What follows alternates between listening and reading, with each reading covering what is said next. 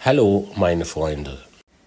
درس النهاردة عن التحية والوداع وإزاي بتعرف حالك أو نفسك، وكمان أسئلة وإجاباتها هتفيدكم في التعامل باللغة الألمانية. ما تفوتوش الدرس ده، ومش هطول عليكم ويلا بينا نبدأ. أول كلمة معانا النهاردة willkommen، يعني أهلا وسهلا، دي كلمة ترحيب. تاني كلمة guten Morgen، يعني صباح الخير. guten Tag، نهارك سعيد. ولما يدخل المساء تقول جوتن آبند، يعني مساء الخير. وقبل ما تنام تصبح على خير، جوتن نخت. وكمان في التحية في كلمات تانية، هالو، هاي، هاي، كلها بمعنى واحد، يعني مرحبا. وكمان في اللغة الألمانية في كلمة موين أو موين موين بمعنى مرحبا، وتتقال في أي وقت في النهار. وكمان في كلمة نا بمعنى مرحبا، وبنستعملها كتير وبتستعمل كتير في ألمانيا، زي إنك ممكن تقول نا في جيتس دير بمعنى مرحبا، كيف حالك؟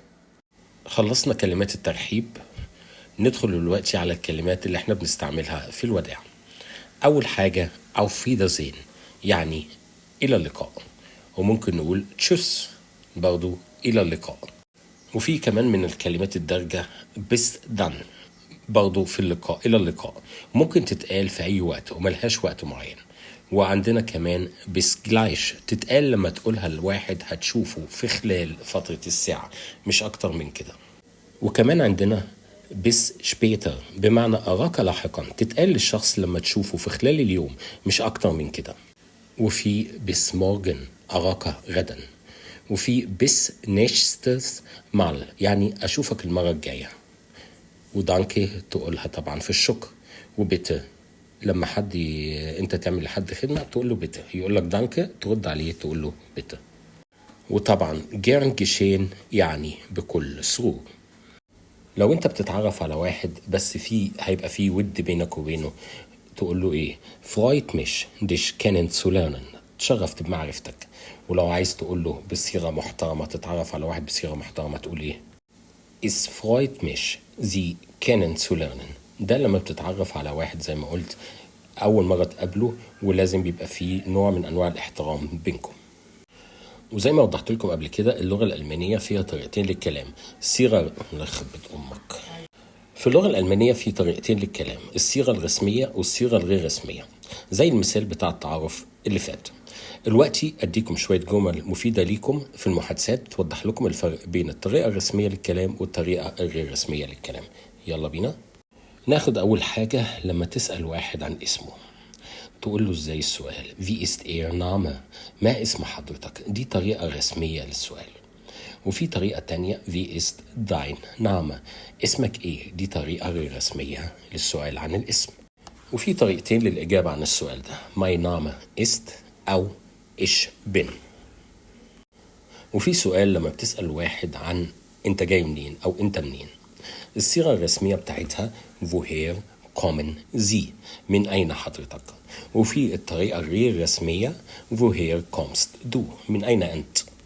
أو بمعنى الكلام الدارج أنت منين؟ الإجابة بتكون ich komme aus، وتقول المكان اللي أنت جاي منه. طب لما تسأل واحد أنت ساكن فين بطريقة غير رسمية Wo wohnst du؟ لما تكون رسمي بقى Wo wohnen Sie؟ والإجابة بتكون Ich wohne in. تسأل بقى إزاي عن العمر بطريقة غير رسمية Wie alt bist du؟ كم عمرك أو أنت عندك كم سنة؟ لو طريقة رسمية بقى Wie alt sind Sie؟ كم عمر حضرتك؟ الإجابة بتكون Ich bin Jahre alt، يعني بمعنى أنا عمري كذا.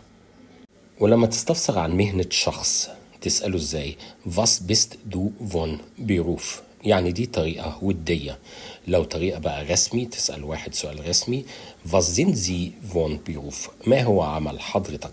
وممكن تسأل بطريقة تانية Was machst du beruflich؟ يعني بتعمل إيه لكسب عيشك؟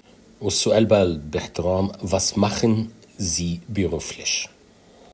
طب لما تسأل حد عن حاله تسأله إزاي Wie geht es dir؟ تجاوب Mir geht's gut. ممكن نعمل الاختصار دوت، والرد يكون Und dir يعني وأنت، بس ما تقولش on do. on do دي غلط. ودلوقتي هديكوا بقى الكلمات أو شوية كلمات تعرفوا تجاوبوا فيها على كيف حالك بجميع الحالات المختلفة. أول حاجة sehr gut يعني جيد جدا. super يعني ممتاز. وفي كلمة ممتاز بطريقة تانية ausgezeichnet. الكلمات الكبيرة دي انت ممكن تقسمها عشان تعرف تنطقها، يعني ausgezeichnet. ولو انت حالتك يعني ماشية ولا بأس naja. لو ما كنتش كويس nicht gut. طب لو كان الوضع سيء schlecht. ولو الوضع معاك مريع أو سيء جدا، الكلمة اللي انت تستخدمها scheußlich. الوقت خلصنا وبس، انا هديكم تمرين صغير تكتبوه في التعليقات. ايه اسمك، انت من فين، ساكن فين، وعندك كام سنة. ولو حبيتوا تكتبوا حاجات اكتر من كده ده هيكون كويس ليكم. وبكده خلصنا درس النهاردة، وقولوا لي في التعليقات رأيكم في الفيديو ده لو عجبكم. وما تنسوش لو ما كنتوش اشتركتوا في القناة تشتركوا معايا وتفعلوا زر الجرس عشان يوصلكم كل جديد انا بقدمه. واشوفكم في الفيديو الجاي. تشوس.